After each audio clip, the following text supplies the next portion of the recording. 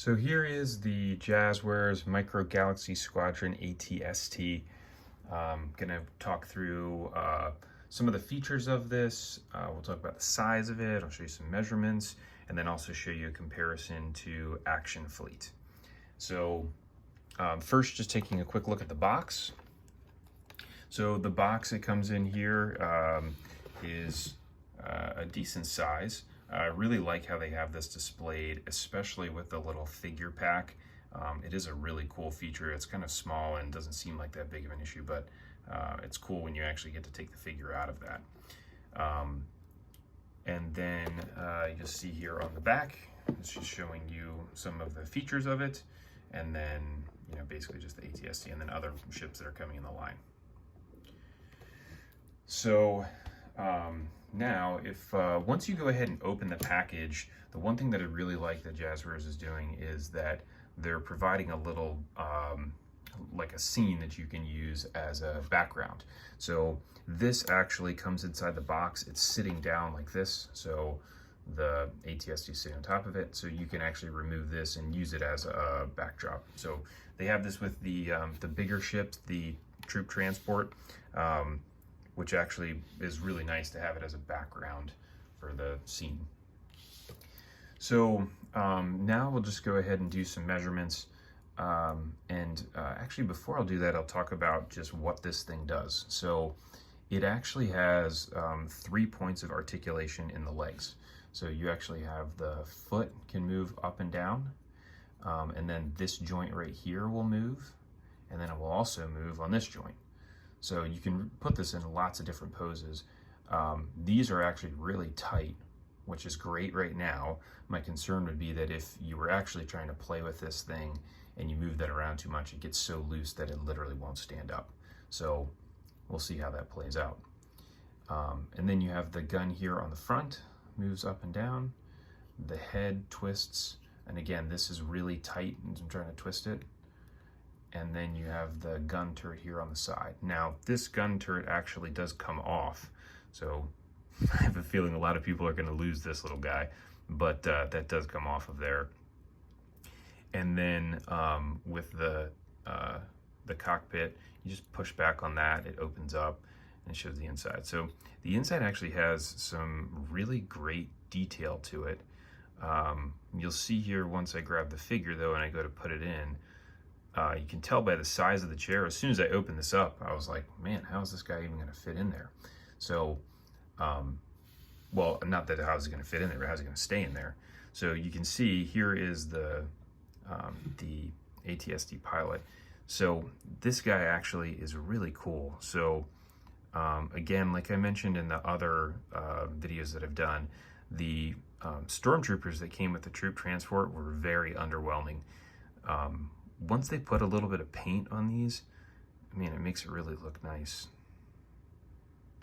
It's pretty good. And the other thing that's great about these, I didn't mention in the other ones, is that they don't have a connecting base for their feet, but these stand up really well. I mean, you can set it down and you don't have to worry about the thing falling over like you would with Action Fleet, where they just tip over really easily. But he has, just like the other ones, the ability to move the arms and to move the legs. So you can move the legs somewhat independently. I think that they're connected in there, and so probably if you move them too much, you're gonna bust it. But you see when I put him in here, he looks really small. It doesn't look like he's gonna actually be able to sit in that seat if this thing starts moving around. So not a big issue for me. Once you close the top, you never even know that he's in there, but that is that. So from a measurement perspective, it's kind of tricky to measure this because you could have it in all different types of heights.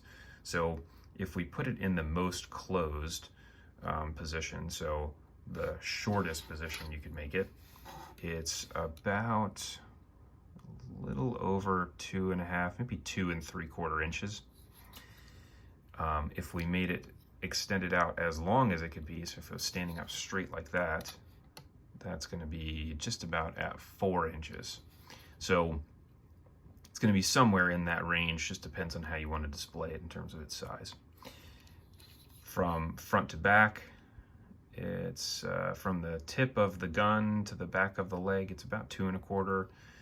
And then from side to side, it's about 1.5 inches. So the figure, just like all of the other Jazwares figures, is 1 inch tall, 1 inch exactly. And I wonder if that's what they're using their scaling off of. It's going off of that. So there he is, right at 1 inch. And then if you go to the Action Fleet version, you would see that these figures are a little bit bigger than 1 inch. They're about 1 1/8 inches. So this pilot could actually fit inside of here relatively easily.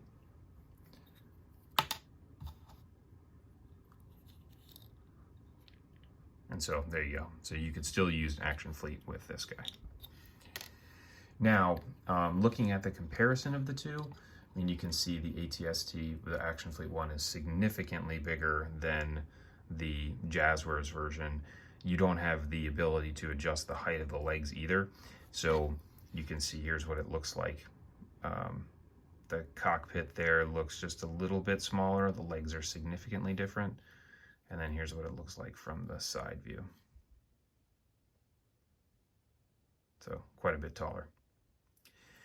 So again, overall, I think this is one of the ones that actually looks okay with the wash on it.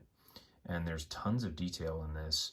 I think, you know, going with the Action Fleet version where the plastic is just a different color, and it's more of the color of the ship, actually makes it look a little bit nicer instead of it just having this wash on it. But either way, I think it's awesome. I'm definitely going to get a couple of these just to try to build an army. And so that is that. If you have any questions or comments, feel free to leave them below.